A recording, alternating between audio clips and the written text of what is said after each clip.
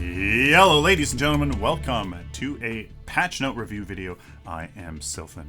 We're taking a look here at version 36.1 because it's actually really quite exciting. There's actually some really key hero adjustments that are happening, and I really wanted to bring this to you, let you know about it, talk about it, because it's actually very exciting. So here we go.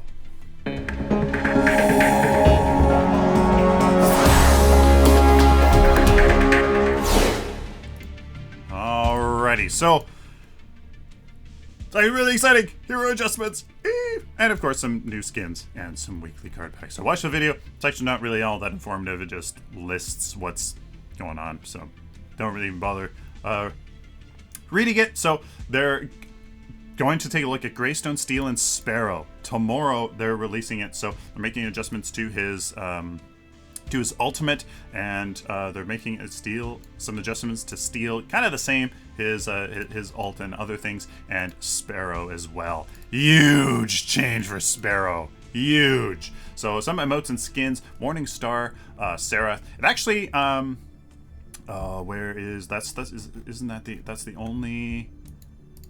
Yeah. So there is is there an emote? No, there isn't. So there's another part of her skin that actually changes in her ultimate as well. So actually, yeah, watch the video if you wanted, if you really want to see that skin in her ultimate form, and she does a cool thing there as well. So there you go. Let's get down to the actual really important part. So Greystone, I wanted him to be, like completely like rework him, like his passive is a little bit less weak, but his his ultimate is activatable, so if you're stun locked out of it, you can just die the first time and not be able to use your ultimate, blah blah blah. But they just kind of tweaked it. So reforged, the base damage is reduced to 180 from 220 here in the early game, to 340 down from 420 in the late game. So that's a significant decrease. 80, so about 20% decrease, which is fairly significant. 340 is much better, if you ask me, than 420, and in the early game, just a little bit. Again, about 20%. Mid game, about 20%. So about 20% decrease all across the board.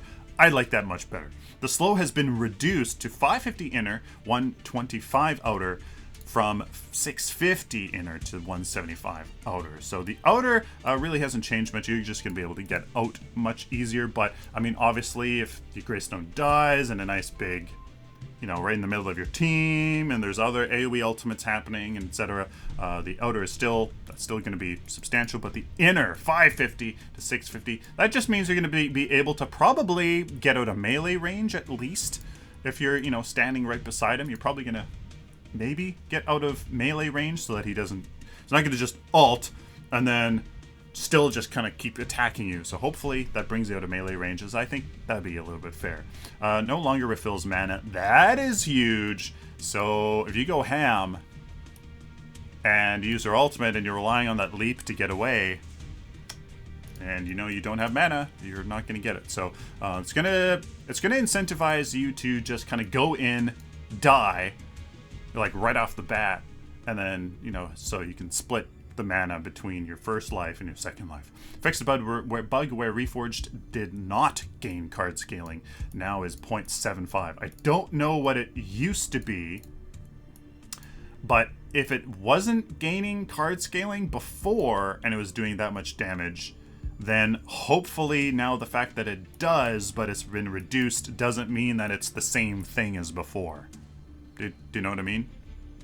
Sure, they reduced the damage, but if they're going to add in card scaling and it was 0 before, I don't know. Hopefully it's not just the same damn thing, right? Do you get what I mean? So hopefully it just does less damage. It's not stupid and that's slow. Hopefully you can get out of melee range. And that's huge. The mana part, that's actually probably pretty huge. So, and his stoic has been changed as well. His passive health reduced to 70 from 85 in the early game to 280 from 340. So 80 health, so about 1.5 points of health. That's much more reasonable. I mean, it is only 40 health, or 80 health. But, man, you know what? That's fair. That's fair. Not the biggest change, but I think this is going to temper the OP-ness of him just a little bit. Still going to be very strong, I think.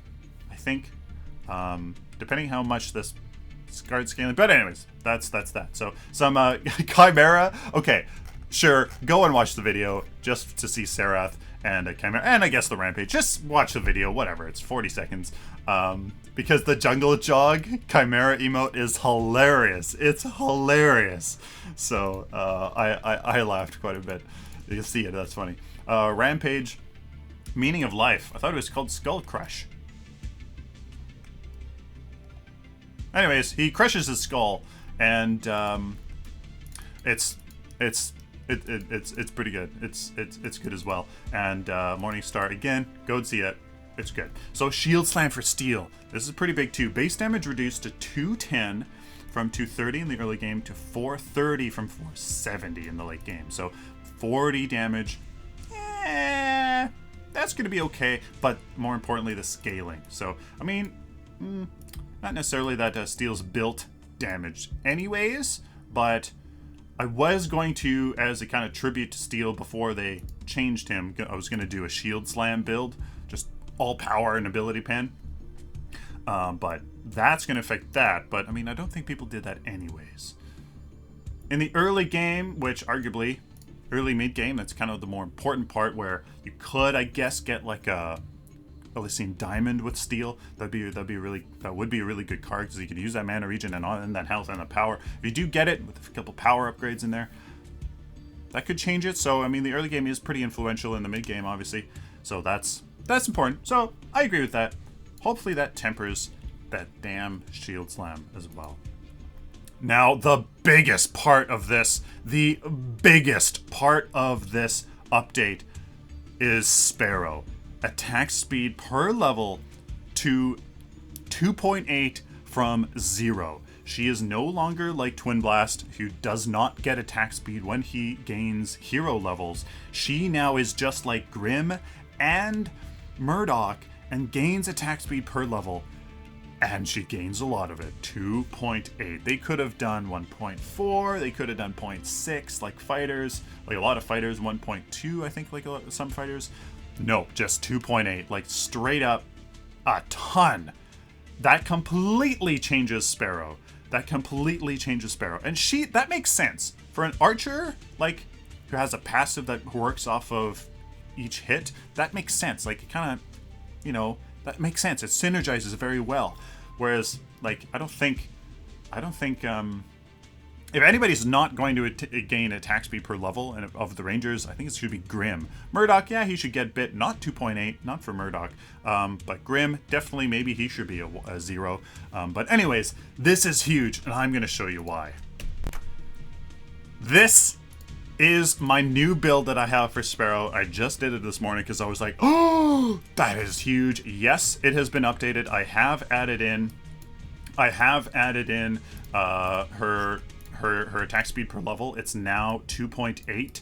Okay, it's now 2.8 instead of 0. Like, that is absolutely huge. So look at her damage. 734 DPS. It was 500 before, but look at this, a ton of crit, 19 crit. That is what is that? 76% crit chance, only 10 attack speed, super easy to get, and a ton of power. She naturally does not like much penetration, which is okay. She really struggles with getting penetration, as there's like no options for it for her. Basically, there's none. So, I mean, oh my god. She is going to be she's going to be the best person to get Orb Prime, because you just put some, she can actually be a viable ranger. She can like just get a ton of lifesteal like all the other rangers, a ton of damage, and she's going to be absolutely able to kill Orb Prime in a blink of an eye. 4 hits, 5 hits technically, and she gets her passive fully going, and she's gonna absolutely destroy Orb Prime, and anybody that is stunned, she is going to completely destroy. I am really excited for her. I could only, like, I got 53 CP of value here in my build, but if I got rid of that lifesteal, if you want to do a blink charm on Sparrow and no lifesteal, kind of risky. But if you really wanted to, and you had, say, like you had a really good stun lock composition and to really save Sparrow, I mean, I could 6 more card power, so maybe with the opportunity cost of 58, 843 DPS. If you wanted to go all out with just a blink charm for survivability and no lifesteal, like, what the hell is that? I am so excited. So guys, be looking out here for a Sparrow build, because I am completely excited about it. It's unbelievable. Oh my goodness. Ladies and gentlemen, please like this video if you like it, dislike it if you dislike it, share it with the community, and please let me know what you think about Sparrow, how she's going to be changing, because it's so exciting. Oh my goodness. Please subscribe if you guys like this video or simply found it useful. Till next time, like always, stay optimistic and positive.